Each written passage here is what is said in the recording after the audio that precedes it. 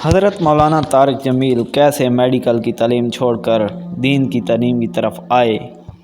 کیسے کالجز اور یونیورسٹیوں میں پڑھنے والے خاندانی جاگیر کیسے رائے ونڈ میں نیچے سوئے؟ باپ نے کیسے گھر سے نکلنے پر مجبور کیا اور پھر کیسے گمنامیوں سے نکل کر شہرت کی بلندیوں تک پہنچے؟ وہ کیا چیز تھی جس نے مولانا کو پوری دنیا میں اللہ اور محمد الرسول اللہ صلی اللہ علیہ وآلہ وسلم کے طریقوں پر چلنے کی دعوت دی؟ حضرت مولانا طارق جمیل ایک خاندانی رئیس تھے، لیکن انہوں نے شاہانہ زندگی کو ترجیح نہ دی بلکہ دین اسلام کے لیے در بدر بھٹکتے رہے۔ آئیے ان دلچسپ پہلوؤں پر نظر ڈالتے ہیں۔ مولانا ایک ایسی شخصیت ہیں جنہوں نے ہمیشہ محبت کی بات کی، ہمیشہ مسلمانوں کے اتحاد کی تلقین کی اور فرقہ واریت سے بچنے کی نصیحت کی۔ آپ پنجاب کے ضلع خانیوال کے علاقے میاں چنو میں 1 اکتوبر 1953 میں پیدا ہوئے۔ آپ کسی عالم کے بیٹے نہیں بلکہ آپ کا تعلق ایک جنگیدار گھرانے سے ہے۔ آپ راجپوت فیملی سے تعلق رکھتے ہیں۔ آپ کے والد محترم کا خواب تھا آپ میڈیکل کی تعلیم حاصل کریں اور ڈاکٹر بنیں، لہذا ابتدائی تعلیم مکمل کرنے کے بعد میڈیکل انسٹیٹیوٹ میں داخلہ لیا، جو پاکستان کا سب سے بڑا انسٹیٹیوٹ ہے، کنگ ایڈورڈ۔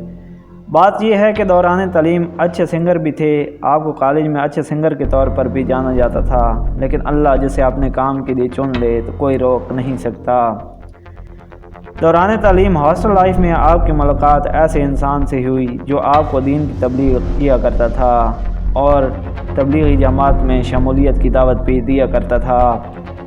مولانا کے دوست نے بار بار اصرار کیا کہ تبلیغ میں وقت لگاتے ہیں، آخرکار آپ نے تبلیغ جماعت میں شامل ہونے کی حامی بھر لی۔ یہ وہ وقت تھا جب مولانا کی زندگی یکسر تبدیل ہونے جا رہی تھی۔ اللہ تعالیٰ نے آپ کو دین کے کام کے لیے چن لیا تھا۔ آپ اجتماع میں تھے تو بس آپ کا ذہن اللہ تعالیٰ نے اپنے حکم سے تبدیل کر دیا۔ شاید وہ سوال یہ ہوگا، اگر میں مر بھی جاؤں تو جنت میں جاؤں گا یا جہنم میں؟ پھر آپ 3 دن کے بجائے 4 مہینے تبلیغ کی دعوت میں لگا دیتے ہیں۔ ان 4 مہینوں کے بعد آپ نے فیصلہ کیا کہ دنیاوی تعلیم کی بجائے دینی تعلیم پر محنت کرنی چاہیے، لہذا آپ نے میڈیکل کی تعلیم چھوڑ کر دین حق یعنی دین اسلام کی تعلیم پر نکل پڑے۔ دین کی تعلیم کے لیے آپ نے رائے ونڈ نامی گرامی مدرسے میں داخلہ لیا، جس کا نام جامعہ عربیہ ہے، جہاں آپ نے قرآن و حدیث، فقہ، شریعت اور منطق جیسے کئی موضوعات پر علم حاصل کیا۔ اس دینی تعلیم حاصل کرنے کی وجہ سے آپ کے والد نے آپ کو گھر سے نکال دیا۔ بہت مشکل حالات کے باوجود آپ نے دین کی تعلیم کو نہ چھوڑا۔ آپ نے تبلیغی جماعتوں کے ساتھ دنیا بھر کے سفر کیے اور اسلام کا پیغام پہنچانے میں اپنا بھرپور کردار ادا کیا ہے۔ ایک سروے کے مطابق آپ کے لیکچرز ڈاکٹر ذاکر نائک کے بعد دنیا میں دوسرے نمبر پر سنے جاتے ہیں۔ اس لحاظ سے یہ کہنا غلط نہ ہوگا آپ کا شمار اسلام کے مشہور کالج میں ہوتا ہے۔ مولانا طارق جمیل کی وجہ شہرت یہ بھی ہے کہ آپ نے ہمیشہ جڑنے کی بات کی، محبت کا درس دیا اور کبھی فرقہ واریت کو ہوا نہ دی۔ اللہ تعالیٰ نے آپ کو گفتگو کا ایسا بہترین انداز عطا کیا، اس کا اثر علمی دنیا سے لے کر کھیلوں کے میدانوں تک گیا۔ جنید جمشید، سعید انور، فیروز خان جیسی مشہور شخصیات کو لانے میں آپ ہی ذریعہ بنے۔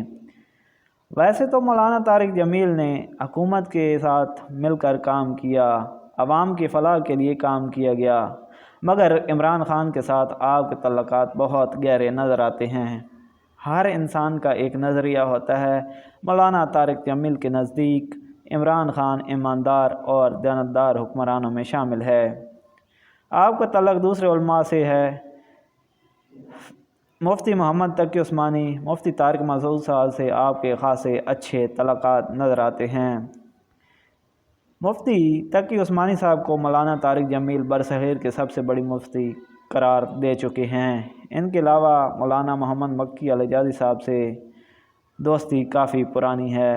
مولانا طارق جمیل کی آمدنی کا ذریعہ زمینوں سے ہے اور آپ کے نام سے ہی آپ کا ایک بہت بڑا برانڈ بھی ہے، جس کو MTJ یا مولانا طارق جمیل برانڈ کہتے ہیں۔ آپ خرچ کرنے کے معاملے میں بہت سخی ہیں، اللہ کی رضا کے لیے اس کی راہ میں بہت خرچ کرتے ہیں۔ آپ کی ایک فاؤنڈیشن ہے جس کو مولانا طارق جمیل فاؤنڈیشن یا MTJ فاؤنڈیشن بھی کہتے ہیں۔ MTJ فاؤنڈیشن دن رات انسانیت کی فلاح کے لیے کوشاں ہے۔ اللہ تعالیٰ کی مولانا طارق جمیل سے انسانیت کی بھلائی اور فلاح کا بہت کام لیا گیا۔ اللہ اپنی بارگاہ میں ان کی خدمات، قربانیاں اور کاوشیں قبول فرمائے۔ اللہ ان کو صحت اور تندرستی کی بہترین حالتوں میں رکھے۔ حال ہی میں آپ کو دل کا چوتھا دورہ بھی پڑا ہے۔ اللہ سے دعا ہے اللہ تعالیٰ مولانا صاحب کو صحت اور تندرستی جیسی ہزاروں نعمتوں سے نوازے اور ان کا سایہ امت مسلمہ پہ تا دیر قائم رکھے ہے۔ حاضرین، آج کی ویڈیو پسند آئی ہو تو ہمارے چینل کو سبسکرائب کیجئے، زیادہ سے زیادہ شیئر کیجئے اور ہماری حوصلہ افزائی کیجئے۔